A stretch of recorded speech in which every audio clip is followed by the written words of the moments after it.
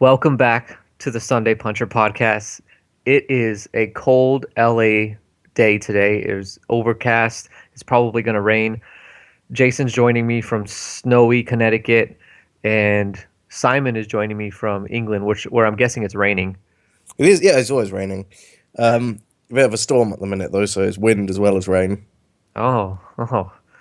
We don't have storms here in LA, so I'm sorry. I don't under. I can't empathize with you there. No, that's you live in a desert. Everybody loves it though. They You know sure what do. else everybody loves? Hecky Butler. No, I'm kidding.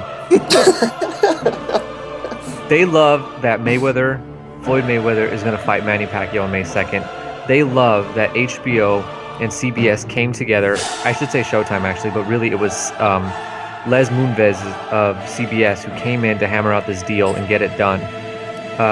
They're going to meet May 2nd at the MGM Grand. Rumored pay-per-view price is about $100 for HD. There's likely going to be only two undercard fights, one Mayweather Promotions fight, which means it's probably Mickey Bay, and one top-rank undercard, which we hope is a really good fight.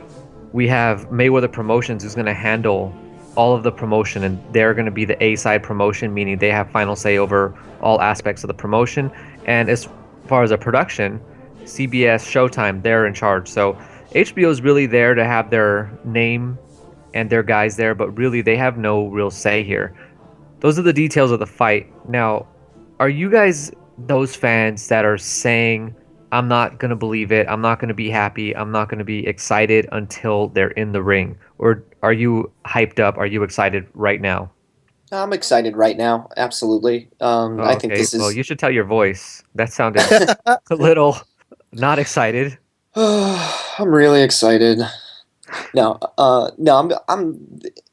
I believe the fight is going to happen. I don't think we're gonna, barring any, training camp mishaps, of course.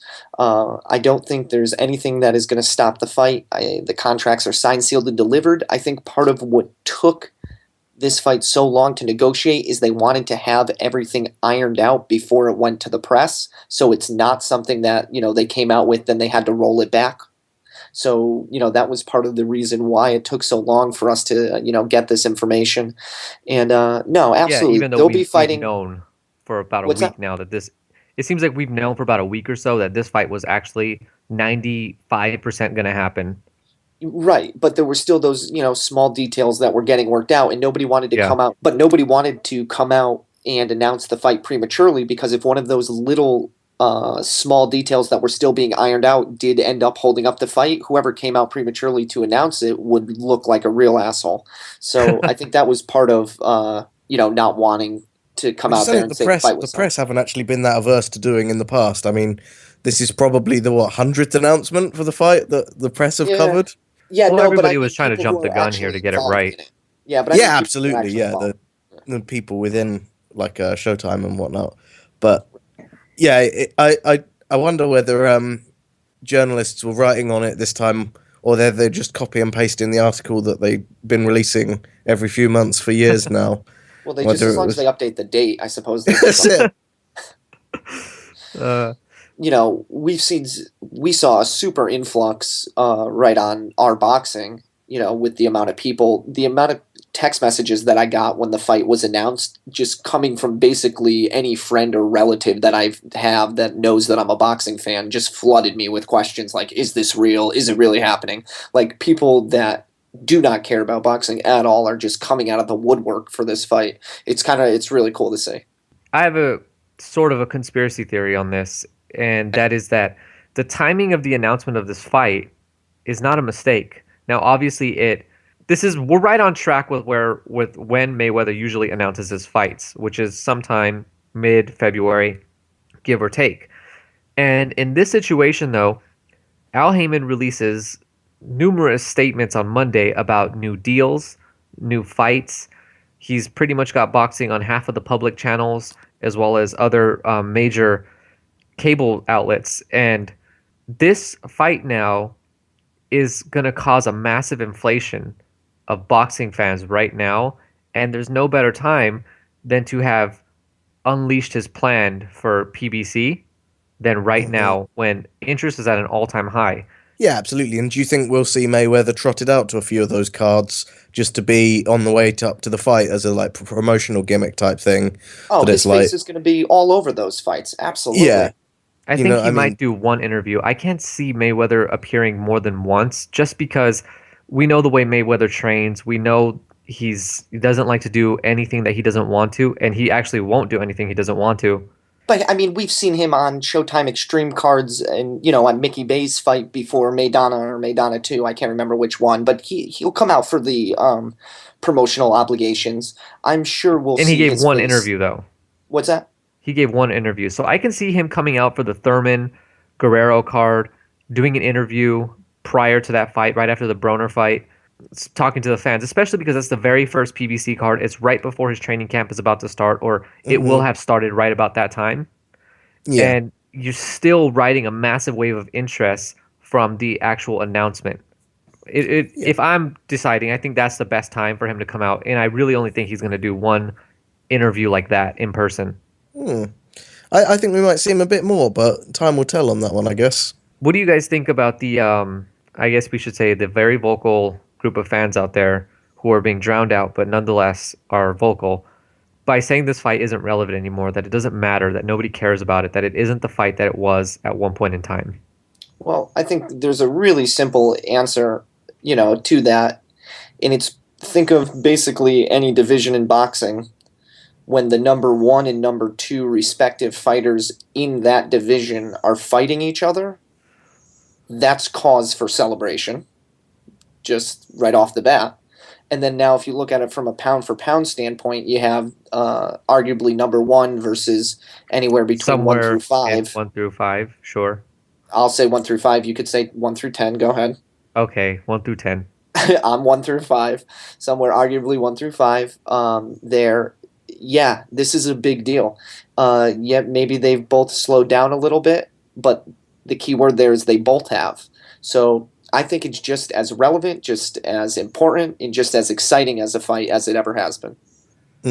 I think as well as that, whenever there's people excited about something, someone's always got to come along and try and piss on their bonfire. So we've got the negative Nancy saying about why this isn't actually a good thing. The contrarians. Yeah, so there's the people that just want to knee jerk the opposite direction to tell you why the thing you're looking forward to isn't worth looking forward to, and they're dullards usually. Those people, but then there's also They're the what? people that dullards. What is that? There's I don't know, just a miserable, depressing bunch. But there's also the other side of it is where you've got people that are sort of doing something called grave dressing, where they're like they're kind of, they know what's going to happen and they don't want it to happen, and as a result they're making excuses in advance type thing. So they're the people that want to see Mayweather lose, and they've been harking for this fight for years, and now that it's happened and they're a little bit less confident as they were before, they're thinking, oh, I don't want to lose face here by saying that it's going to go one way or the other, but what I will say is it doesn't matter anyway because it's too late on. And they're the people, that's a little annoying too, that they're trying to like rob Pacquiao of his chance prematurely, just so that they don't look like they believed in something. Yeah, that's a really good point, Simon. I never really thought about it from that angle, but I certainly see that happening now that you pointed out, is that there's people out there that want to diminish the relevance of the fight so that they don't look like they were wrong. Yeah, so there's the people that they think realistically, look, Pacquiao's got a way more aggressive come forward style, and it's a style that, let's face it, doesn't age as effectively as sort of more tactical counterpunchers age, and that's why when you get people like, I don't know, Bernard Hopkins fighting into, age 50, it's not with a come forward aggressive style, it's more tactical. You don't generally see pressure fighters live that long in their careers into, certainly not 40s, and even 30s is a rarity. So there's people that are, assessing it and thinking, oh, Pacquiao has probably faded, but I still don't want to give Mayweather his dues if he wins this, which I'm assuming he is going to. I best try and rob everyone of their success feeling prematurely by saying the fight's not relevant anymore. Yeah, it's absolutely that argument that Froch is making right now, where he says, if I go fight Hopkins and I win, big deal, I beat a 50-year-old man, and if he beats me, then I lost to a I've just been 50-year-old guy. punked. Yeah, My whole absolutely. career which has been built on avoiding nobody, being competitive with every single super middleweight out there, just gets flushed down the drain because I lost to a 50-year-old man. Mm. And it's a shame. It's one of my least favorite arguments that people make, even though I'll give it to the person that argument is totally deserving of it's valid, but it just takes away from, it's like a disrespect to the fighters, because Pacquiao and Froch and Hopkins and whoever else, they would never admit they weren't 100% ready for a fight, that they didn't believe that they had a shot at winning. And to say that, or to invalidate them because of some decision to fight another guy, I just think it's disrespectful to them. Yeah, absolutely. If you're allegedly a Pacquiao fan, man up and cheer him on. Like he's going to be looking forward to defining his career on that night, and he certainly doesn't need fair weather fans already prematurely doubting him just because they can't stand the possibility that they might have said something that turns out to be incorrect. It's that sort of like jaded, I'm not ever going to be positive about anything because if it turns out bad, I'll have been incorrect about something, which is, Kind of the selfish. worst thing possible. Yeah, it's a miserable exactly. way to live. Yeah, It's just such bitter cynicism, and it's like, Yeah. look, just try and enjoy yourself. Like, you'll be wishing him the best and see how he does, but it's just cheer on your fighter ultimately at the end of the day, rather than just trying to damage control already. It's like, come on. Yeah, and it's just, this is something that deserves to be celebrated. This is a huge event That's for what I was boxing. just going to say. Let's not even give those guys too much time here. Let's just talk about what's great about it. Yeah, Yeah. and it could be for any fight. This could be for Ward versus Froch or whoever the two fighters are, but I'm not saying that would be the fight that we would be talking about like this, but we could replace Pacquiao and Mayweather, but keep the stakes as they are, where this is the fight that everybody in boxing has wanted for years and years and years. We're finally getting it. And yeah, it's 5 years or 6 years too late, even though the negotiations began in December of 2009, so you do your own math there. It's not like Pacquiao and Mayweather are Rios and Alvarado fighting for a fourth time. Right. Exactly. Yeah. These guys are still top tier opponents. And if you don't think Pacquiao is going to come in at peak physical shape, same thing with Mayweather, goes without saying. You know what I mean? Like, these guys are still able to get in great shape. They're So, professionals. They're going to take this serious. They understand the Exactly. magnitude of this fight. They both That's it. get It's the magnitude is what's so important, because whatever happens, both of them will go into the Hall of Fame for all-time great, prospects, definitely. Depending on how you do this fight, though, it could cement you as one of the greatest ever. This really shapes a lot of legacy. I think more so for Mayweather, just that Pacquiao's shown that he can be knocked out. And I don't really want to get too much into this because this is going to turn into a 30-minute argument here. But I think I'd say Mayweather it's has more more to for- gain from this one than Pacquiao, in so much as you want to be considered one of the best ever, win this fight decisively. Whereas if Pacquiao beats Mayweather, it's like, yeah, but you still got knocked out quite a few times in your career. Yeah, but no way. I think it's bigger for Pacquiao when it comes to that standpoint. If he's the guy to finally dethrone Mayweather, that is so insanely significant. I agree. Yeah. And I think the only evidence you need to support that argument is to point right back to all the people who are already cynically predicting Mayweather will win by staying behind the jab, or because Pacquiao's too old, or they are already making excuses for him. Because the public opinion is stilted towards reluctantly accepting Pacquiao's defeat already, then it'll almost be an upset for him to pull it off and score the knockout or win on points even more crazily. Yeah, absolutely. I think this fight, Pacquiao would get way more upswing or way more credit for winning. Just to transition out of this topic, but still on topic, Miguel Cotto is the guy who loses everything here because he had a shot at fighting Mayweather. And now with what we saw yesterday between Golovkin and Murray, I've heard that he's in the witness protection program. Yeah, I bet. He's looking down like, why the hell have I got middleweight belts? I'm a silly man. I should not have these. You're just going to put them in the mail and post I them actually to them. saw, I'm not kidding, the WBC middleweight belt for sale on eBay earlier. with a little disclaimer warning: a really angry Kazakhstan man might come for you in the possession of this. Not only an angry Kazakhstani man, but one who says Monaco the proper way. With a smile on his face. If you saw the post-fight interview, you saw or you heard him say that. Now, Jim Lampley said it the way you guys say it, but Golovkin said it that way. And however Golovkin says something, I'm going to go with that because I want him on my side. You can take Lampley. Hold on, Angelo. You're gonna claim that it's correct because Gennady Golovkin in a post-fight interview said it the same as the way that you did, where he's arguably translating a word through 4 different languages in his head because he's like a fluent speaker in German, Russian, American, and I can't remember what else, but it's 4 or 5 languages. You're gonna say that you're gonna go with him on the pronunciation? Correct. Yeah, I don't know if that's the right way to go about it, but fair enough. You guys can tell Golovkin that he says it wrong. Yeah, you before me though. Yeah, I was really impressed with last night. I didn't expect it to turn out like it did. What a fight! It was every bit better than I expected. Yeah, for anybody who didn't see it for some bizarre reason, Gennady Golovkin stopped Martin Murray in 11 rounds in what was a fight that kind of looked like one guy. It kind of looked like a Fight Night champion fight where one guy was button mashing. And Golovkin was the guy just smashing buttons, hitting uppercut 4 times in a row. I'll tell you what the happiest thing about this fight for me was.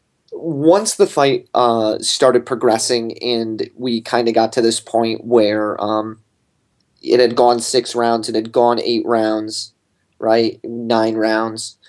And I was sitting there with my wife and she was watching and she's like, wow, this fight's going to go the distance. I'm like, there's no way that Golovkin is going to let this fight go the distance. He wants the credit of being able to, be the first person to stop Murray. And I had this feeling that he was really going to be able to turn it on and get the stoppage. And I was just so glad that he did, because otherwise it would have been this whole argument of saying, oh, this is the first time that, Golovkin really stepped up to a top 5. And look, he got carried the distance. But that's not what happened. He proved him wrong. He stopped Martin Murray. And Martin Murray, new tagline, the hardest man on the planet, right? Yeah. Wow. Unbelievable performance out of him. And then Golovkin stopped him, and it was just you can't have a bad thing to say about Golovkin at this point. Well, or Murray, but I think Murray takes a moral victory as well. Absolutely. When Murray went to the body in the first round, he threw a vicious body shot. It was a body shot combination. When he threw that, I knew we were in for a good fight, because I was like, first of all, nobody goes to Golovkin's body. And why they don't do that is because their gloves are glued to their face because they don't want to get hit. When Murray went downstairs, I'm like, oh, Murray is not scared of Golovkin. And he just kept going to the body. And he took the shots to the head. I was really shocked right from the start. Yeah, Murray put on a very gutsy performance. It was evident right from the beginning that he came there to fight. He was not going to lay down.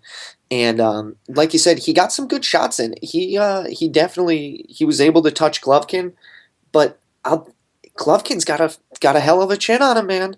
He was he was shrugging off shots and just walking forward. They had no effect. No, that's true. His chin is outrageously good. I think that's why we'll never see his head movement, because he doesn't need to. Right, he doesn't need it. He just takes them and keeps on coming. Yeah, absolutely, and smiles back at you just to break your heart too. Murray referred to his poker face and being able to just hide anything coming in, but it's I think I've said this before. I think we'll never see Golovkin hurt or in trouble. He'll be conscious or not conscious, and I don't think there is anyone out there at the moment who can do that. But I think if it were to happen, he'd look fine, then bang, out of nowhere, it'd be lights out. Because I do think knockdown. Exactly. I think there is no way we'll see him displaying that he's in danger ever. You know what was interesting is we've seen Golovkin take shots to the head from Curtis Stevens. So we kind of known that his chin had been tested. But like you said, Angelo, Murray got some good body work in throughout the fight too. And at some points, it didn't stop Golovkin from coming forward, but you could tell that Golovkin felt those punches to the body. You could tell by the way he had a reaction to him. Reset when he got when those shots landed. Murray was able to escape after because Golovkin was just hunting him all fight. But whenever he threw those body shots, he escaped when he was on the ropes, which is a whole other conversation though about the difference that fight was when Murray was on the ropes versus Oh when it was boy. in the center of the ring. Like he couldn't really touch Golovkin when he was in the center of the ring, but when he got on the ropes, this guy was coming off swinging for the fences and he was landing some good shots coming off of the ropes and escaping, which was really interesting because that's when Golovkin was on full on attack mode. Murray did a good job as when he was hitting Golovkin, it was definitely forcing Golovkin to reset and try to get back into rhythm. I definitely saw a Golovkin that did not just completely have his way for the full 3 minutes of every round. There were definitely some rounds, Yeah. especially early on, when Murray was touching him enough that Golovkin really had to reset, and you kind of saw that come across in his posture and his body language. But with that being said, I don't think Murray won a round. Yeah, it was one round you could maybe say that he'd won. I don't personally agree, but there's one particular round. I think it might have been the 8th off memory. It wasn't the eighth. It No, wasn't it the eighth. was That round was brutal. It was one of the later rounds. I thought that he did all right and held his own, mainly because it seemed like Golovkin was taking a round off, as it were. But I was going to mention that in terms of how lengthy an amateur career he's had, I wonder whether he has a bit of amateur syndrome where going past round 4, his body isn't as used to it as some other people's are, who are used to doing 12-round contests frequently. Because I didn't see him struggling in this fight. However, I did see him breathing a lot heavier than he would normally in the later rounds. I think So he I was just mad that Murray wouldn't go down. It was frustration. He definitely did seem frustrated at some points, but the problem is, so to speak to his stamina, it's not like his punch output dropped. You know what I mean? So yeah, he was definitely breathing heavier, and he was overall he did look fatigued between rounds. But Yeah. he kept his punch output up. He kept his ring generalship up. You know what I mean? Like, so Absolutely, normally but fatigue is going to affect those like key strategic factors, but they didn't. he usually looks absolutely flawless and unbreakable. But I think there's an argument to be made that there was a chink in the armor last night, and not a big chink, and not one that got exploited in any meaningful way. But I wouldn't be surprised if some people at super middleweight watched that and thought, I'm not as fearful as I was before. I'm starting to see how this is going to be possible. Yeah. Right. 8 If I'm pounds- Andre Ward, 8 pounds I'm saying north. bring him Yeah. on. Bring him on. Right. If I'm Froch, I'm saying, you know what? I might get knocked out here if he carries that power up, but I think I can be competitive. I think I might be able to do what Murray didn't because I can punch harder. Exactly, and if he can exploit Exactly. that fatigue later, because there's the two things about Froch is you're not knocking him out, and you're not wearing him out. His core is probably the best in boxing, Right. If not certainly top 5-10 in that. No one is more efficient in late game than Froch. So if he's able to withstand the onslaught of rounds 1 through 4, then Golovkin better hope he's got something left in the tank, because that's when Froch's going to come to life, as it were, and score technical rounds. So I'd feel somewhat confident for Froch at the moment. Like not enough to like bet the farm on, but I wouldn't discount him. I think Golovkin gave us a little bit of like the Kovalev treatment, where he's like, "Hey guys, I could win rounds by boxing too. It's not just my power." But then he stepped it up, turned it on, and knocked the guy out. You know what I mean? Yeah. So like he gave us both. I love the fact that he got that late round knockout, in that he wasn't fatigued to the point where he didn't have power, that he couldn't put punches together. Like, I just thought this was basically the best performance you could have gotten out of Golovkin for this particular fight. Yeah, And that's no, because totally agree. I think Murray had probably the best game plan we've seen somebody use against Golovkin, and the best game plan that I could even fathom right now to beat Golovkin. There was nothing he could have done, because right now Golovkin looks like a machine. But what he was doing it worked. And if Murray was a bigger puncher, Right. maybe that turns out differently. Like, I think if Froch you replace Murray with Froch, but have Froch do the exact same stuff Murray did, that might have been a closer fight. Golovkin might have dropped his punch output, or he might have, Been I don't know. I think those fights might have been, he could have gotten worn down. But Yeah. here's my argument for Murray now is I think that Murray is the second best middleweight in the world given this fight doesn't take too much from him, which is hard to believe that it won't. But I think Murray's the second best middleweight in the world. Do you Given guys what we object? saw last night, And that- how can anyone disagree with that? That's Peter behind. Quillen, can you guys make a case for him being the second one? I don't want to. Do you? Okay. No. I can, but I like. Peter Would who? you really believe it if you did, or would you just be playing devil's advocate at that point? No, I'd be though? playing. I'd be playing devil's advocate. In Exactly, full honesty. 'cause- Yeah. Deep down, we know it. And Yeah. What about Miguel? I respect him. Well, you're talking about number one behind Miguel. I respect him, right? No. Come on. You We know- know who the oh, number not the one middleweight in lineal the world champion? is. Not No. the lineal middleweight champion. No. no, absolutely not. Yeah, he's not No. a middleweight, is he? He's Strip lost. all the Joke. titles away. No, I'm just joking. No, I think Murray could probably. Murray Cotto's a good fight. For who? I mean, how do you fancy Cotto in that? Well, Murray doesn't have a ton of power, but I think the size advantage that Murray would have would be unbelievable. And as Yeah. long as Murray looked big compared to Golovkin, and Golovkin's not a big middleweight, but he's a good sized one. But Murray Yeah. looked even bigger than him. So imagine what he would look like compared to Cotto. The only thing is, Murray tends to not be able to turn on the gas at the end of fights. He kind of fatigues a little bit. He's shown that a couple times when he really needed it most, he wasn't able to dig deep to pull out, those last couple rounds in a few fights. So Murray Cotto, I think he could probably get by Cotto. I think so. I mean, Yeah. both of them could hang at super middleweight one day, and probably will. But Right. Cotto is already stretched even at middle. He was stretched at junior middle. 154. Yeah. Super welter, or yeah, absolutely. I mean, if you put Cotto down to super welter or light middle, and have him fight Canelo, even that is going to be an uncomfortable size for him. Knowing what you guys now know, would you guys rather be Martin Murray, or would you rather be Valentin Leon, who is 38, 28-3, who's going to be fighting Roman Gonzalez this coming weekend? Ooh. How many times has he been knocked out? He's got 28 losses, and I don't want to look it up, but let's just assume that he's been knocked out a few times. I do not want to be Murray. It's hard to predict into the future because we don't know what Gonzalez is going to do to him.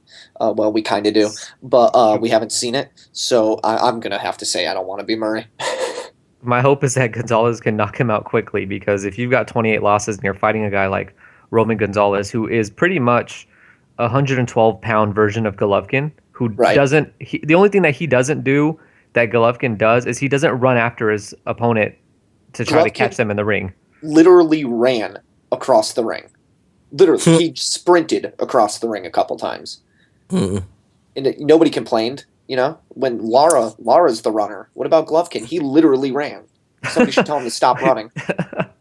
Yeah, I think in terms of skill difference, though, I'd rather be Murray and have a fighter's chance than Valentin Leon, who does not. I mean, if you're not familiar with those fighters, Gonzalez is, by BoxRec ratings, number 1 in the world, and Valentin Leon currently in the 95th spot. Ooh. That fight might be really short. How this has been made is a bit... there's questions to be made off the back of that. Yeah, absolutely. Why is the solid world number 1 fighting number 95 on BoxRec rankings? But whoever you are, you're not going to have him too much higher than that, are you? Well, he's going to drop a lot after this weekend. Given that Gonzalez is one of the scariest fighters, like, in all of boxing, it's not just at the flyweight division. No, he's one of the guys, pound for pound, you do not want to be fighting. Yeah. You know what I think, though? It's not like when Ali was against Abregu and people said, Saddam Ali's bitten off more than he can chew, because it was still at least within competitive steps. Exactly. But fighting someone almost 100 positions your senior, no, you don't want to be that guy. Yeah. One way we can measure how good a fighter is when we think about their opposition and fighters who could either give them a challenge or beat them, how many weight classes up we have to go before we can settle on a fighter that, like, we can say, that guy will give him a good challenge. Like Andre Ward, we don't think anybody at 168 gives him a challenge. We have to go to light heavyweight. And even then, there's how many guys do you think give Ward a challenge at light heavyweight? Probably one. Yeah. Yep.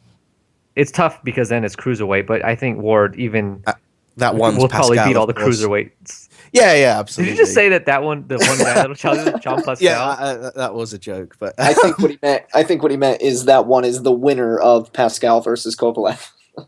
yeah, same difference. Same difference, right? For Mayweather, we always talk about how Golovkin is the one guy that could beat him, or back in the day it was Sergio at some Right. sort of catch weight. Yes. And I think Golovkin right now he's in that spot where we Golovkin have fits to that mold. Yeah. we have to talk about super Absolutely. middleweights, guys that aren't in his division, because there's just nobody out there at middleweight that's going to even be remotely competitive with him. But you know what I say? I say stay at middleweight and just keep demolishing people. That would be my suggestion for him. I know it's not necessarily the most popular thing, but I'd say stay at middleweight for the remainder of this year. It's more fun for us to watch. If he Exactly. deals with his career the way that he deals with fights, he's going to be hunting someone down. Literally? Yeah, literally. No, It's a I mean, dangerous game. I don't think he's going to chill out at middleweight. I think that once he realizes he's cleaned the division out, he'll hit super middle. Do you think there's any chance that Miguel, I respect him, takes that challenge? If he did, I would respect him. But I don't think so. I do respect him. It's a funny one, like, because why are we even entertaining this? It shouldn't happen. It shouldn't happen. Do we want it? I don't want it. I don't think. It's dangerous. It seems like a Yeah. dangerous fight. Yeah. Cotto's he's quite familiar with danger. Mm. He fought a guy with what was it, metal in his hands? What did he have in those gloves? I think it was just raw iron. Yeah. Yeah. So from In broken glass. Yeah. Martin Murray last night, though, he really personified what, for me, British boxing is like, and why the British boxing scene for me is my favorite, and I think the best to watch if you're going to follow a domestic scene. Murray's performance last night was actually like that wasn't even the only good British performance that we saw yesterday. Paul Smith had an equally inspiring and just good performance against Arthur Abraham, and just right off the bat, credit to Paul Smith, the guy who showed up last night was clearly visibly better than the guy we saw last September. Like, that was a massive leap in I don't want to say talent, but ability that we saw from Smith. Yeah. The Paul Smith we saw last night beats the Arthur Abraham from September. I was saying to people at the time, it's a shame. The Paul Smith we got last night was double the man he was 5 months ago. But unfortunately, the Arthur shown up was triple the man he was 5 months ago. Yeah, all the credit in the world to Arthur Abraham. Yeah, the commentary team referred to him a couple of times as a sneaky, talented veteran, and they're spot on. He was fantastic last night. Yeah, Abraham, in my opinion, is one of the most underrated fighters in the sport because who's beat him? Froch? Ward? Anyone else? Not Kessler, Stieglitz, but that was a stoppage loss where Abraham actually couldn't continue because he had an eye injury. Mm. And other than that, nobody's been able to really give Abraham a challenge. And I think, I said this at the coming into this fight, that Abraham wasn't prepared for Smith. Smith had been knocked out by everybody, that he had no reason to get up for this fight. It was basically go in there, hit him with the right, and then be done. And that's why Smith looked so great and almost took the fight, even though I thought he lost the first fight. I thought he was competitive. But Abraham was just, he's a better fighter than... I mean he's a better fighter in that he's in a completely different class than Smith is. He's comfortably belongs on the world scene. Yeah, and I think Smith is now a fantastic European level. Yeah, he's in that sort of twilight zone where he's probably better than European level now, but isn't capable to hang with the real world boys just yet. And that's not it's not that he's like so advanced in age that he'll never, he can learn and grow, and I'm sure he'll take a lot out of this fight, and it'll upset him because he won't want to take a loss. Who does? But as long as he takes the lessons and employs them valuably, he could go on to still have a really successful career on the world scene. Absolutely. Any fighter needs these kind of experiences to be able to learn, grow, and become more dynamic in how they approach, boxing in general.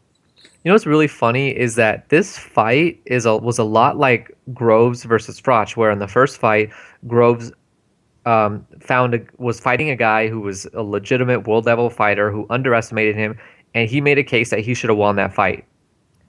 Then in the second fight, Groves comes in even better than the first fight, but Froch is now fully prepared. He's got his whole arsenal loaded and just hammered him. And it's the exact same thing. And Smith is a little older than Groves. Actually, he's a lot older. He's 32. Yeah, he's in his early 30s. But we say that like it means something, because Arthur Abraham's advanced in years too, and I Right. don't So is fancy Froch. anyone's chances against him. Exactly. I think that the era we're in boxing these days, you can have a career a lot later than in the past was typically done. Well, and you're fighting a lot less too, so that's what kind of balances it all out. If you're fighting twice a year, you could definitely fight to a much more advanced age because you haven't taken as much punishment throughout the years. Yeah, It's part of absolutely. it. Yeah. In my opinion, I think Abraham is now the third best super middleweight in the world. You cannot make any other argument. Do you guys agree? You can if you're Sky. He's the second best at that point if you're I'll Sky. agree. I'll agree with you. Because they've discounted Ward now due to his inactivity. He doesn't feature in their top 10 anymore. It's fair Yeah. enough. Yeah, I think while he's been inactive for as long as he has, it is difficult. It's difficult to try and tell someone, hey, this person's better than you. And it's like, really? You have no idea what they look like anymore. You know, is it likely that they've changed significantly? No. But why should I still be competing with someone else's ghost? Well, because Yeah, when you do compete with that ghost, when that becomes a real person, you'll find out very Yeah. quickly. That's true, but come on. How long do we hold on to it for, I guess, is the question. Exactly. Imagine that Klitschko didn't retire, but he just stopped taking fights for a while. How long are you going to be telling people like Fury and Wilder, like, well, you're not the champ yet? And, you know, at some point I am, because he's gone. And I think with Ward, we've crossed that point. You know, we've probably crossed it a little while ago, but we're starting to ring realise it certainly now. crossed it. Yeah, the ring certainly crossed it. They just recently took his, Ring Magazine championship away. Mm-hmm. Yeah, they Which stripped has him meant this week. so much lately. Now that Golden Boy owns it. Well, don't. You're just trying to discredit it because Ward's your favorite fighter. So Actually, Ward is not my favorite fighter, but I do he's like up, Ward. He's up there. I do like Ward though, and let's not even get off the subject though, because Abraham and Smith deserve a ton of credit, and they deserve the attention that we're giving to them. My question to you guys is, for me, I think Smith looked about as good as you can look in a loss. I think he looked better than Murray because he never looked like he was getting battered in that fight, with the exception of a couple of moments where I don't think he was really hurt. I think he might have gotten dazed, but he was not like Murray where he was going down or on wobbly legs. No, they both dished out their share of punishment, and it was a really exciting fight because you'd think someone was in trouble, and then they'd respond with this huge response of successful hits land, and it really did look sort of like a seesaw action where it was like you didn't know who was controlling the pace because it was changing that frequently. Yeah, that's how I felt when I was scoring. I actually wanted to bring that up, where I thought Smith was winning a round, and then Abraham would just steal it at the end, and then there were some rounds where Abraham was clearly in control, and then Smith would come out with some massive shots. He landed some ridiculous body shots in that fight, and I'm all credit to Abraham for not slowing down. Abraham's got this internal body clock, though. He's really good at doing it. His body gives him a little heads up, like, hey, mate, 45 seconds of the round left. Let's go to work and steal this round. So he can be seemingly inactive.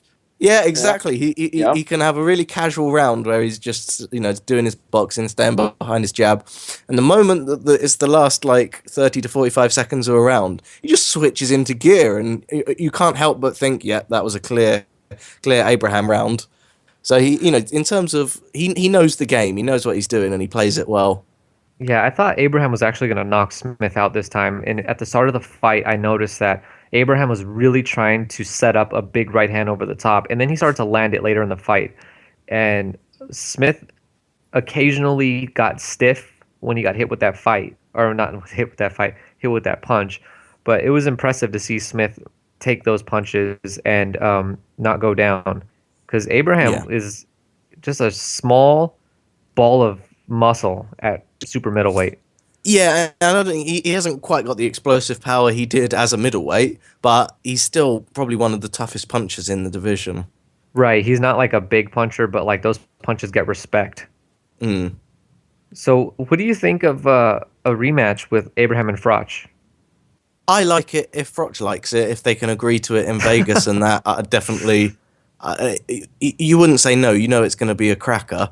I would watch, Kessler come out of retirement for Froch Kessler 3 in Vegas, though. I think the problem that Froch has is that he feels that none of the new guard have earned it yet, as it were, and none of the old guard provide anything challenging that he hasn't dealt with already. I think that's the dichotomy he's in. Why is he not interested in a Chavez Jr. fight? I think he is massively, but Chavez Jr. is just gone, isn't he? He's signed a different fight already now. Yeah. No, I just didn't know for after that, because Froch doesn't have to be super active. He could just, he is in a position where he has the luxury to just fight when he wants. I think he thinks he's the A side clearly on that fight, though, and that if he's being asked to wait, that's an outrage. Yeah, well, I kind of understand that to a degree, because he's going to be the A side in most of the fights that he'll land in. Yeah. Yeah. He's annoyed that he's saying jump and people aren't saying how high, because he thinks he's earned that position now, which arguably he has. So for Chavez to be like, oh, I might get to you in a bit if I fancy it, but I'm going to do someone else first. It's kind of like, well, forget you then. Right. No, I suppose that's understandable. So you guys brought up Chavez Jr. I think Abraham has a shot at beating him. What do you guys think? Yeah, I agree. I don't know. Chavez is so tough to discern. It all depends on how he trains. Yeah, I think though, with how regulated and militant Abraham is, it's like the recipe for success, especially against someone who's as sporadic and unpredictable as Chavez Jr. Because he's not going to take his camp super seriously. He's going to potentially have weight issues. I think that Abraham's hard work and dedication pays off. Trademark. Yeah. I think, Chavez is always kind of like, if the fight's right, I'll get up for it, but he didn't even really get up that well for the Maravilla fight. But yeah, he really got up for that one. He got really high up. Yeah, he got super, super high for that one. It might be enough, but it might not be. And he did halfway decent for the Vera 2 fight, but he's so, like you said, sporadic and unpredictable that it's tough to ever want to bet money on him. See, the thing is that for me, why I'm leaning toward Abraham, even though I actually think Chavez Jr. is much better than people give him credit for. I thought he easily beat Vera both times.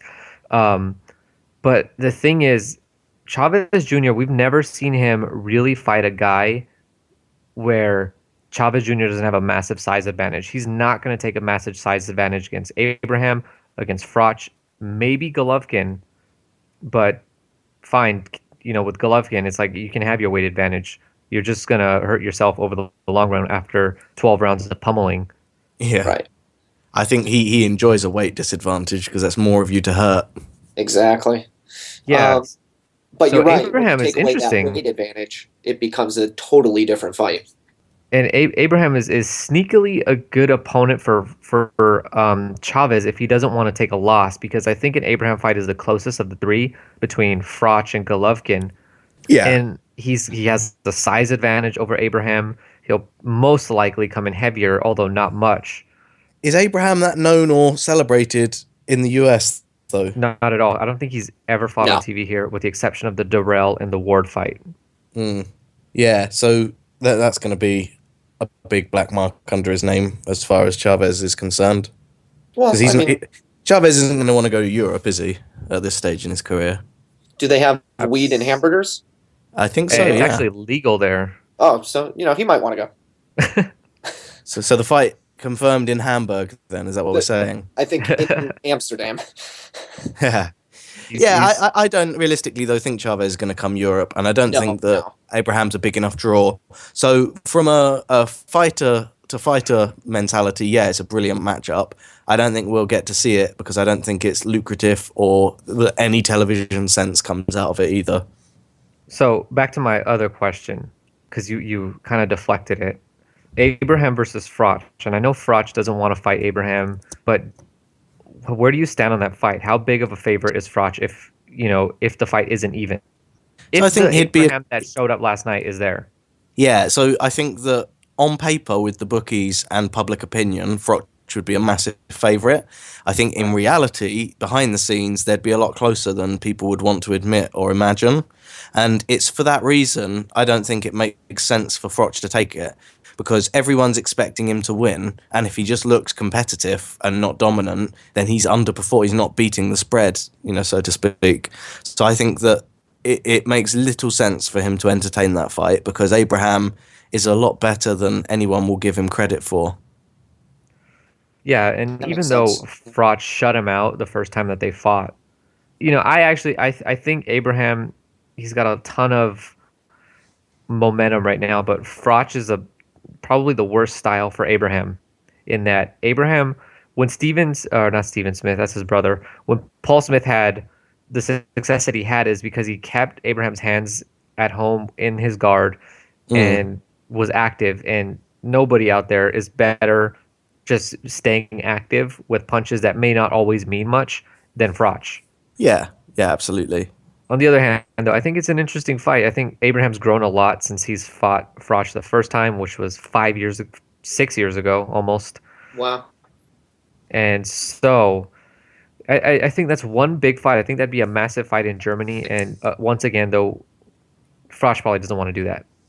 Why would he? I can't make a single case, unless he's got demons and he thinks that will prove himself to himself. But I don't see that being the case. I think that it's not going to help his legacy. He's going to look worse than anyone expects him to look, because people expect him to walk through it, and it'll be tougher than that. So he's going to look less dominant than people are expecting of him, and they'll start to say, oh, he's getting old, he's getting slow. I don't think it's a good one for him in terms of his legacy and what it means.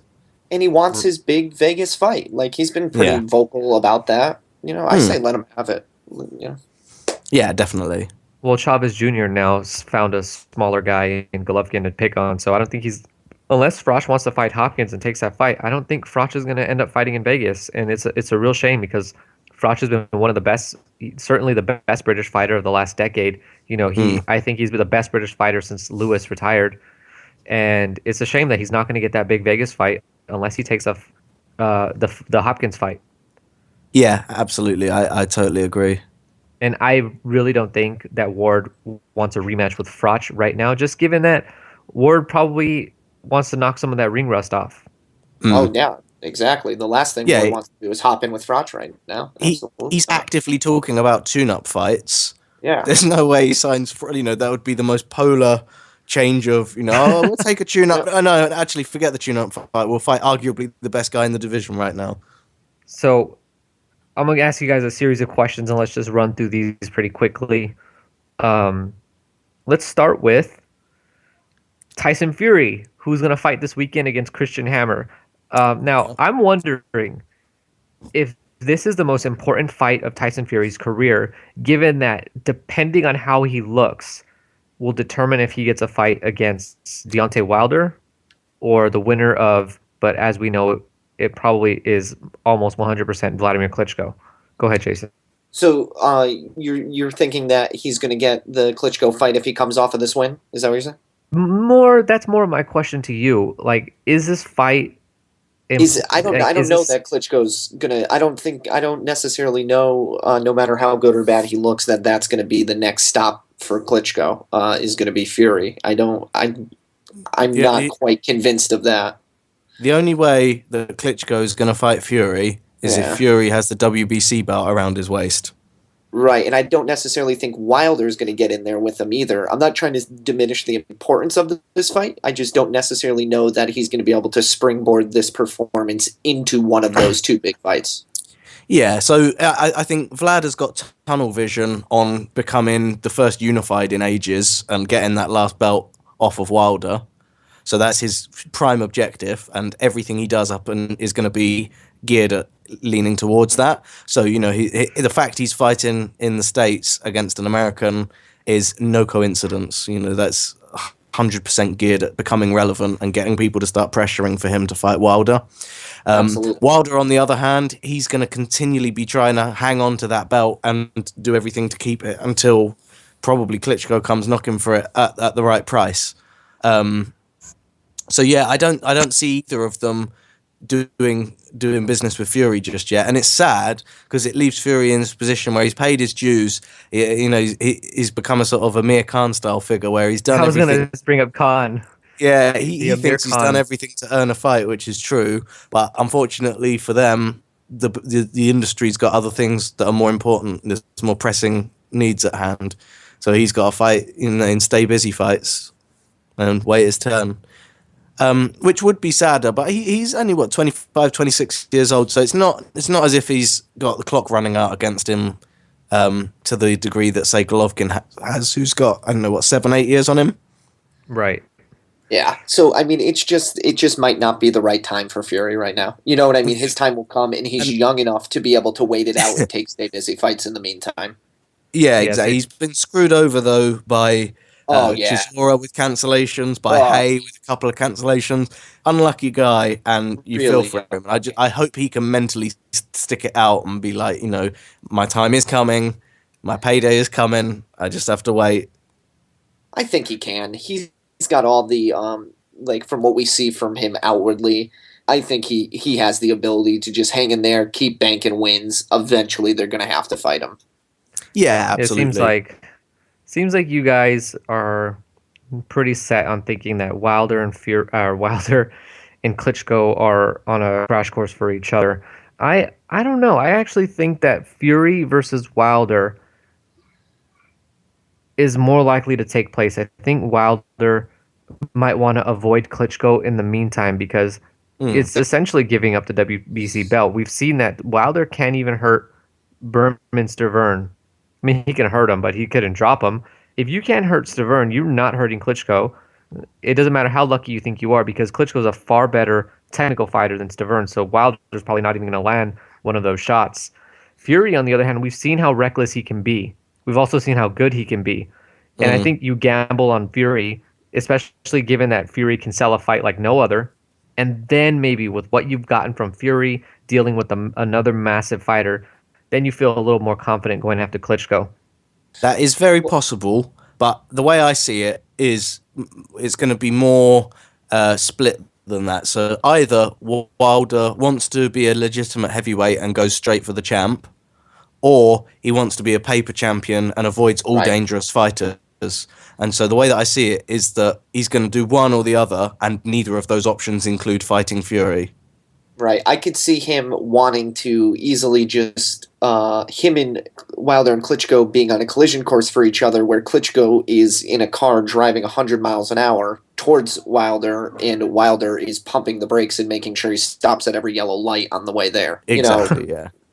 Speaking of Deontay Wilder, moving on to our next question. Is there a more creative and dynamic offensive fighter in the sport than Gennady Golovkin? He does some amazing things with his offense. I mean, you even spoke about it just briefly, I think, in the intro there, where, you're talking about a guy who threw 4 uppercuts in a row, where that may not seem dynamic, but it's just something that you don't see done very often. The context, but just anybody who didn't see it, though, it's not like he threw those irresponsibly. Exactly. Murray was backing up the whole time. Yeah. He was using them to put Murray in the place that he wants, and I think that's the most important facet of Golovkin's offense is he is continually making sure he's moving you to where he wants you all of the time. Yeah. His footwork is just fantastic as well. So many of his tools are really well honed and not always commented upon. But I mean, in terms of as complete a fence fighter, I don't think so. I think you might be looking at the best right now. I mean, you could try and make an argument for Anthony Joshua. You could try and put the angles and speed together for Pacquiao. Like, you could try and argue Khan, but I think that I probably don't buy any of those arguments, and that Golovkin is. I'd entertain it as a debate, but I think Golovkin takes it.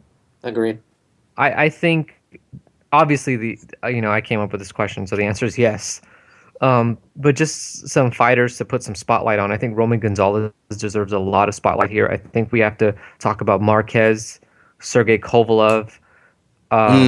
Despite his losses and his shortcomings, I actually think that Yuriorkis Gamboa deserves a spot here. he does some remarkable things with his offense. Now, it just so happens that his he doesn't take a punch very well, and he doesn't fight very well after round 4, but he deserves mention. And then lastly, Naoya Inoue, the super flyweight champion right now, who just Right. destroyed Omar Narvaez, who controlled the division for almost 6 or 8 years, and he just opened him up with a That was vicious body shot. dismantling. Yeah, yeah.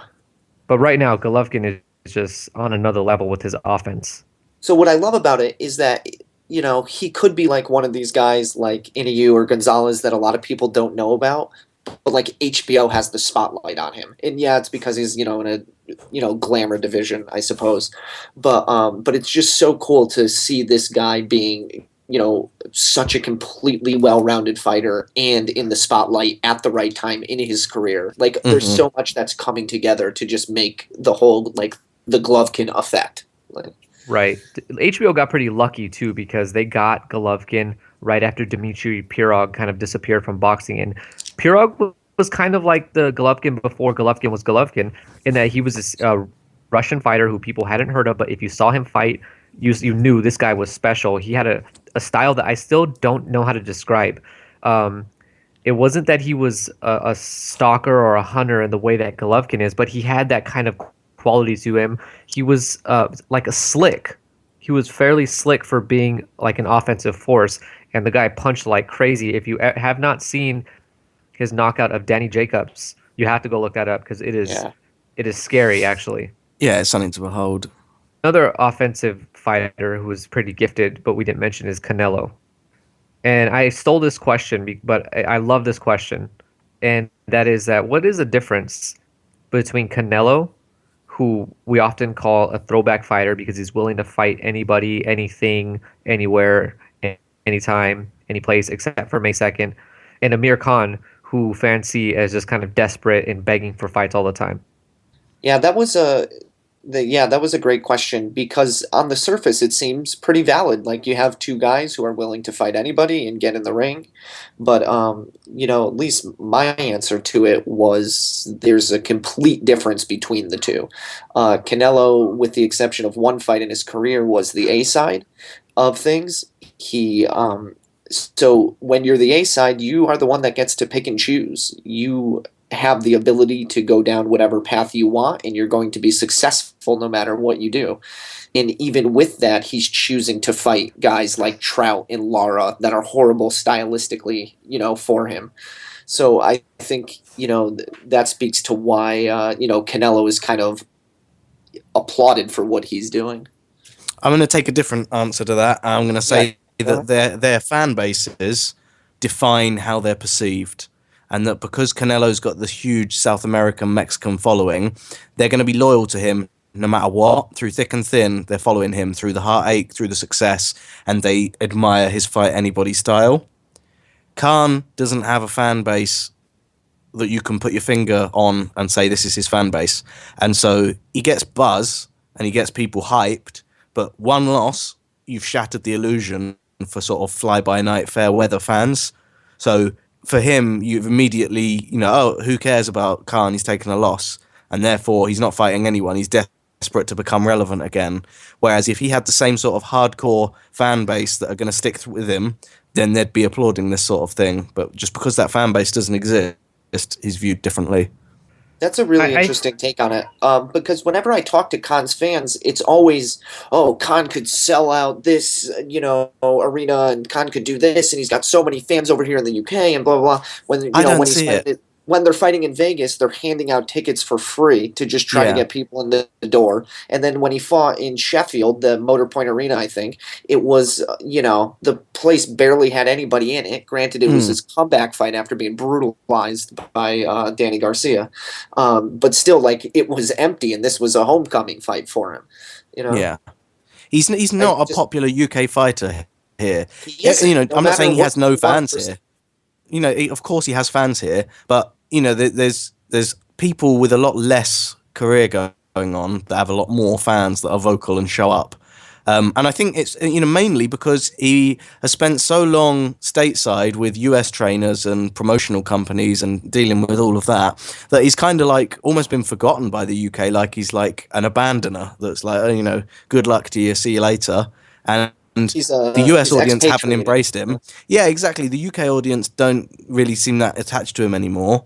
The US audience haven't adopted him in the way that they have Golovkin and other foreigners that have come into the US audience. He's got this giant following on his Twitter from the Middle East, but they don't buy tickets and they don't appear to be tuning into fights. Well, that's what I was going to say. There's a whole nother layer of him being of Pakistani descent, that adds another layer on top of things from a fan's point of view. But they're not watching and involved in the same way that Filipino fans are, for example, who get super involved. His Pakistani fan base don't seem to be as visible. That was one of the other things that came up when I was in this discussion with somebody was, well, if they fought in Dubai, he'd sell it out. It's like, well, he's probably not fighting in he's not going to get a big fight and say, hey, come fight me in Dubai. Like that, it's probably not going to happen that way. Yeah. And it's all based on this assumption. Do these people from the Middle East show up? Do they? Who knows? I don't know. Yeah, exactly. There's no data point to tell us whether it's going to be effective or not. And without any data, I don't know who's going to dip into their wallet and take that risk. What is your take on this, Angela? Wasn't it just to that? And what's to say that anybody with a name like Khan, so that's pretty much any B-level welterweight or we'd have to stick with the welterweight division just because it's popular and Khan's popularity in the sport is kind of not dependent, but it's enhanced given that he's fighting in the same division as Pacquiao and Mayweather. But who's to say that anybody sells out that arena? Like, I think Sean Porter versus Kell Brooks sells out that arena down in Dubai. But that's a whole other thing. What I wanted to get back to was that Canelo's labeled kind of as a throwback fighter, willing to fight everybody, because I think a lot of it just comes from the fact that he doesn't speak English, so we don't hear him mouthing off on Twitter, calling people out. Canelo doesn't call people out, at least that we know, in sort of like in an irresponsible, weakly manner where he says that his speed is enough to beat everyone. I think Khan leaves so much out there. He puts so much on the line out there where it comes back to bite him because he says he's so fast and he's gotten knocked out. He so says emotional. That he can't be outboxed. Do you think it has like a cumulative effect where people are kind of sick of hearing him? Oh, Khan's tweeting someone again, and it goes beyond calling someone out and just becomes a sort of absurd, desperate thing in public opinion. Right, and that's certainly an opinion a lot of people have about Khan, is that Khan's so desperate for a fight. I mean, we see him calling out Mayweather, then he realizes Mayweather is focusing on Cotto and Pacquiao, so he starts calling out Pacquiao, then he starts calling out Cotto, then he says, hey, anybody from 140 pounds to 168 pounds who's got a pulse and a title, let's do this. He comes off as desperate. He just comes off as desperate of wanting a big fight, and I think it's back to kind of what Simon says earlier in the podcast, that he feels as though he's paid his dues. Can I just make a metaphor here or an analogy? What's that? Or let me just ask you guys this question: who would you want to be your ex-girlfriend, the Canelo girl or the Amir Khan girl? I have no idea what that question even means. Well, I'll just take Canelo on looks alone. All right, well, let's just move on to the next subject now, because we're going to get into some uncharted areas. Miguel, I respect him, Cotto, the big loser from all of the things that kind of dropped this weekend. So what's next for him? What can he do now? Cry? Sit on the sidelines. All right, so assuming both of those have already happened, what do you do? Well, he should fight the winner. If it were up to him in his best case scenario, I would say he fights the winner of Pacquiao, Mayweather. He'll take the winner. So that would be his best case scenario. Okay. What do we think is actually going to happen, though? I think it's going to be someone like Trout, I think. Oh, gosh. That is bad. That's a bad move. That's a bad move. Oh, gosh. Yep. The confidence that Trout would go into that fight with, no matter what Trout's recent performances have looked like, would be astronomical. I think. And I don't think, and personally, this comes maybe as a personal bias, I also don't think Cotto is this insane rejuvenated fighter that Roach has turned into a destructive two-fisted killing machine. So, I think he can be outboxed, and I think Trout would be able to outbox him again. Is he going to fight a middleweight? I don't think so. Right. Well, He can't go to welter. Blown up super welter, yeah. Or light middle, yeah. He should see if Martinez could throw away the crutches for a couple days and come fight him again. If Cotto doesn't catch him with that early left hook, who knows? Martinez might upset him. But it's very possible. I think he's out of his depth weight-wise. Exactly. He can't fight anyone at middle. It would be absurd for him to fight anyone at welter now whilst holding a middleweight title. So it's kind of like he has, and he needs to, like, I don't know, farm some sort of challenge. When we sometimes see someone get an opponent from the weight class below just as a placeholder fight, he's got to do that, surely. It's the only thing that he remotely stands a chance at doing well with. Exactly. He needs to farm somebody from 154 to come up to fight him. Well, there's no shortage of guys that would do that at 154. One of them is Erislandy Lara. But the problem is, Cotto's now, I think a lot of fighters around that weight class, anyone around middleweight, smells the blood in the water there, meaning that everybody's got a size advantage on Cotto. Cotto is not a big guy. He's not natural at the weight, and he does a lot of good things, but I don't think he does anything particularly great other than poker face. Yeah, I mean, he's a real weak link as far as middleweights go. Middleweight champions. You mean the middleweight champion? As far as the middleweight champion goes? Middleweight champion, yeah. Yeah. So do you guys think that Cotto is going to fight this coming June, Puerto Rican Day Parade, which we kind of expected he would do all along? He's not hard up for cash, is he? And he's not someone who is that concerned with defining their legacy. So I think it's entirely possible that he'll just sit it out. I think it's possible that he'll sit it out, and I also think it might be possible that we'll see like Bradley meet him, halfway somewhere, 156, something like that. Yeah. I could honestly see Bradley being up for the challenge. Catch weight. Yeah. That's probably not a bad shout either. So a 5'5" guy will fight a 5'7" guy for the 160-pound title, where Golovkin, who's like 5'11", and Murray 6'1", just fought. Well, we're going to see the end of this soon, hopefully, because the reason this has happened is because of the Mayweather-Pacquiao effect that's distorted all its neighbouring weight classes, where people have had to be pushed out of welter and fighting in weight classes they don't belong at because there's just no money or opportunity, where that fight is always in the water. And with that getting resolved in May, hopefully we'll see some normality resume within the surrounding weight classes, and light welters will actually be interested in fighting other light welters for a change, rather than looking like the next Mayweather-Pacquiao opponent. No, that's a very good point. And I think that this is going to be a whole nother subject, but I'll just touch on it really quickly. I don't necessarily even feel that the Mayweather-Pacquiao thing is going to be resolved in May. I think we'll probably get 2, if not 3 fights out of it. But in the meantime, what that means is exactly what you just said for the rest of the divisions, that they could go on and just fight each other because those two are preoccupied with each other. Yeah. Last thing, guys. Over the years, a lot of guys have gone on the record. Ricky Hatton said, and this is all taken from some graphics somebody made on Twitter, but Ricky Hatton stated that Mayweather would beat Pacquiao, that he couldn't touch Mayweather with confetti. Marquez said that, he said over and over again that Mayweather would beat Pacquiao. De La Hoya stated that Mayweather would school Pacquiao or something like that. Mosley says Mayweather would outbox Pacquiao, and Miguel Cotto has stated that Mayweather is the bigger puncher. Despite all of that, can you make a case for Pacquiao winning the fight? I'm actually asking you guys to do it. I'm not asking you guys if it's possible. Like, make the case that Pacquiao wins that fight.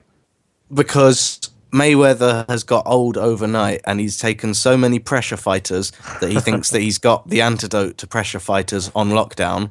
And where he's going to find a pressure fighter who's using odd angles and styles that he's not had to deal with in his recent career, if his training camp, if he's at danger of not taking it as seriously as he needs to, because if everyone is saying he's going to comfortably outbox, then there's the risk that he becomes complacent and thinks, I've got this, I know what he's going to do, he's going to try and pressure me, I'm going to counterpunch him, I'm going to stick to my game plan, stay on the bike when I need to, score the points and trap him into a points decision victory.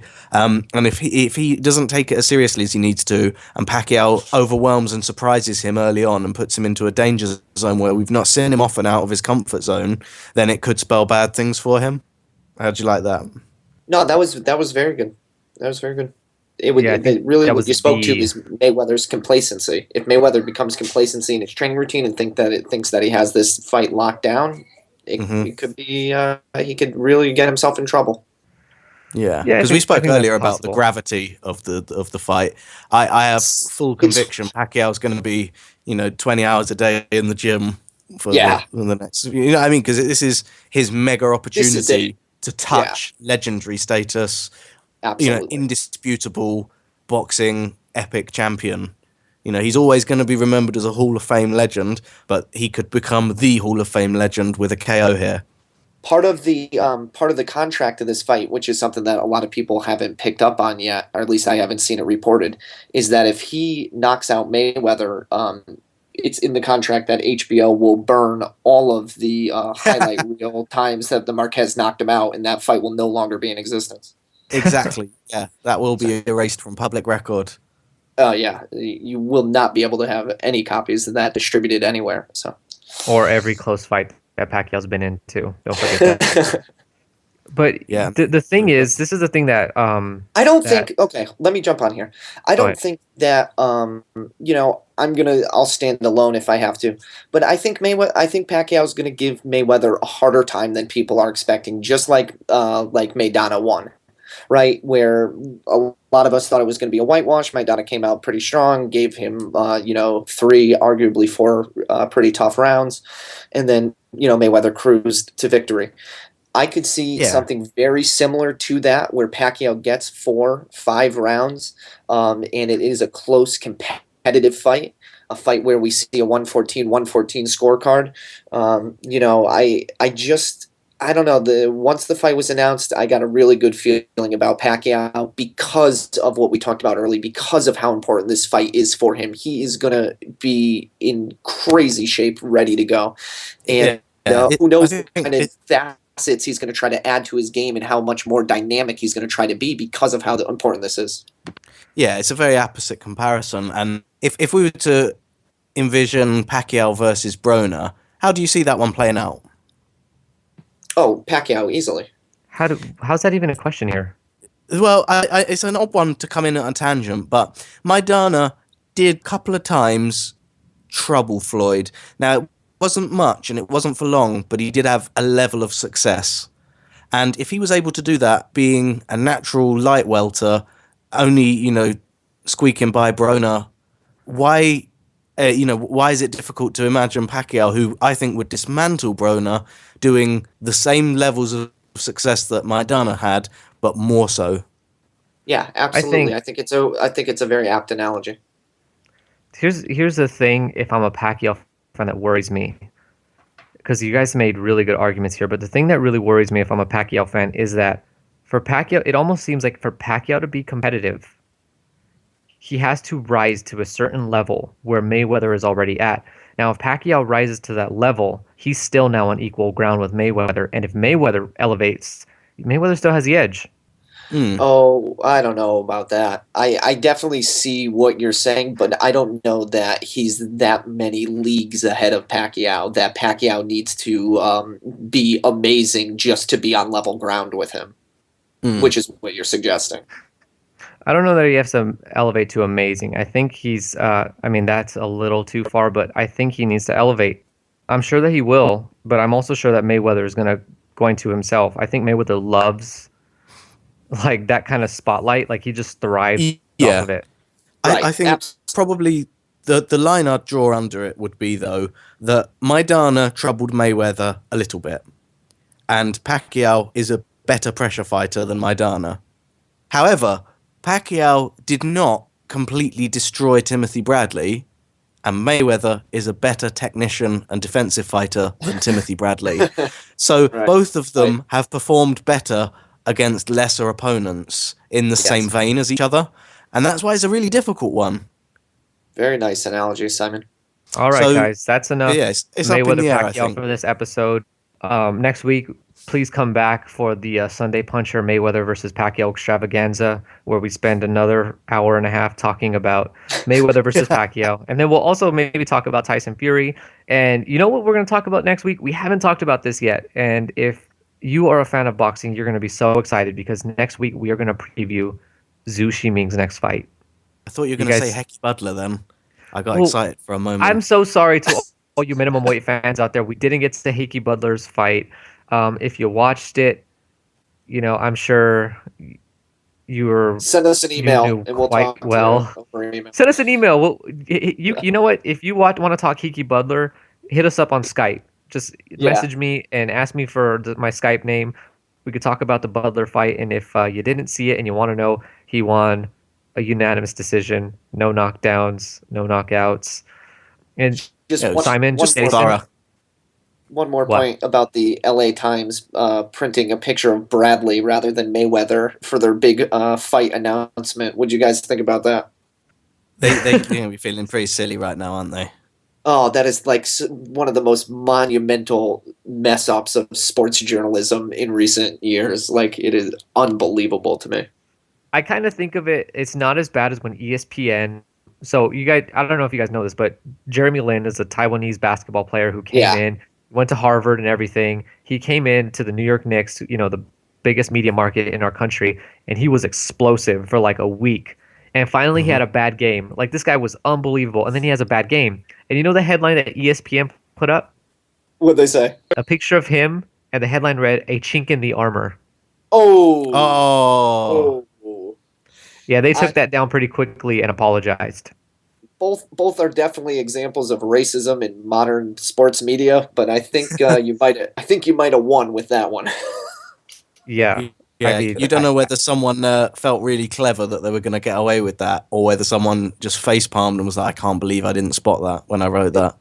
I could definitely see it being the latter, but it was like a size 30 font on the homepage. Anyway, thanks Jason, thanks Simon for joining me once again.